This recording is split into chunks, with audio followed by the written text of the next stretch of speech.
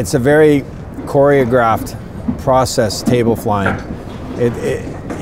To a layman, it doesn't look like anything's going on, but there's a lot going on. Each table pick is coordinated in a sequence. Same with the way they rebuild the tables. It's all coordinated within sequence. That's what keeps it safe and keeps it moving efficiently. The crane operator has 2 radios. He'll be communicating with the crew that's on the deck that's flying the tables. He's also he can be communicated with the guy on the ground that's doing the road closures. So when it comes to a point where they're going to fly a table over the road, they can communicate with the guy on the road, and he can go out and stop traffic and pedestrians from walking. So we can do that procedure safely. When there's guys on the ground spotting, we have at least 6 guys. We have to sometimes have to block traffic if we fly over the road. We have to block the sidewalk. We have to block access into the site. There's up to about 6 people plus a traffic control person on the road when we're flying tables. It's a big ordeal for safety. Okay, behind me here is one of the tables we're using at 1021 West Hastings. They're in the process of flying it. They're waiting for the crane to hook up. As soon as the crane hooks up, we can lower the table down so it'll clear the beam. And then these guys underneath will communicate with the guys on top through radios to maneuver the table out. Usually we run with 3 to 4 guys. There'll be 2 guys in the lead, which are tied off here. There'll be a guy behind, and he runs a cart. What happens is when the crane initially hooks up, we lower the tables down, and then they push out, and they'll be communicating with the guys up top. They're an efficient way of moving a large quantity of deck. It's around 9,000 square feet of deck here, and we can move it within about 4 hours. We implemented a handrail system on the front of the tables to make it safer. It allows us to walk to the front of the table without being tied off. The tarps on the front of the table we install in the winter time, and we usually heat under the slab because we're trying to get the concrete to come up to strength early. And in the wintertime it's too cold, so these tarps keep the heat in. They're placed on the front of the tables. We don't run tarps in the summertime because it's warm enough. In Vancouver, BC, we're allowed to fly tables. In some parts of the continent you're not because of safety. And we've been flying tables for years. Probably 40 years. They're a quick and efficient way of building a deck, especially a repetitive deck on like a high-rise. Because you're moving a larger chunk of deck than loose form, because there's fewer pieces. Like on a job like this, we have like 20 tables, so it's 20 lifts, 20 picks.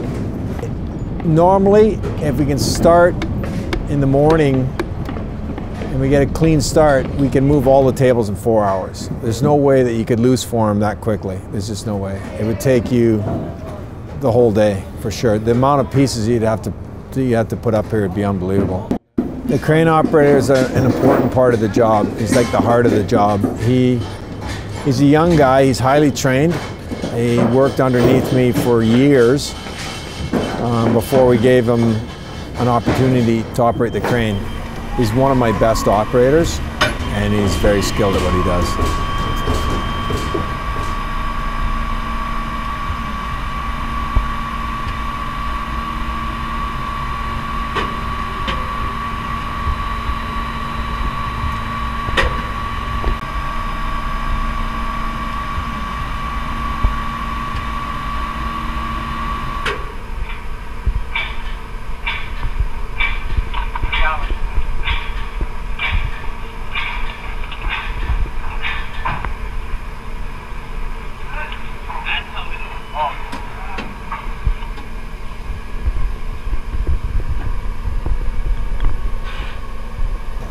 Anyone that's working on the leading edge needs to be tied off.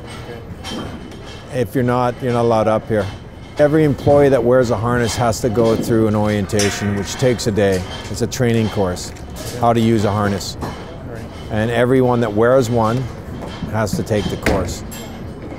And then anyone working on the tables that's on the leading edge needs to be tied off. And we usually use retractables. It's like a cable retractable. We find that to be the most efficient way of doing it, and the safest. You pull the string out and it retracts back into it. It's a cable actually, and it's hooked to a spring. So as you go out, and it comes out with you, and then when you go back, it goes back in. It's that way that you're not tripping over the cable.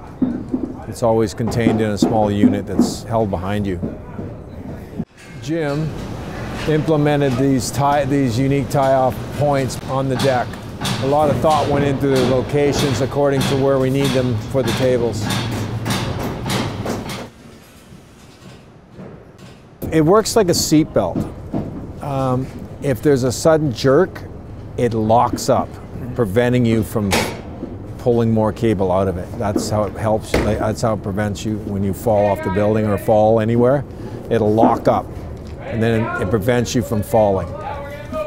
Some of these guys have a lot of experience. Some of the guys don't. The junior guys have to work with the senior guys. Some of these guys have around 10, 15 years experience. I have 35 years experience. So I've been doing this a long time. I've trained everyone up until this point. Now you get to a point where I did all the training, and then they train themselves. As new people come on, they've already learned the task, they train other people.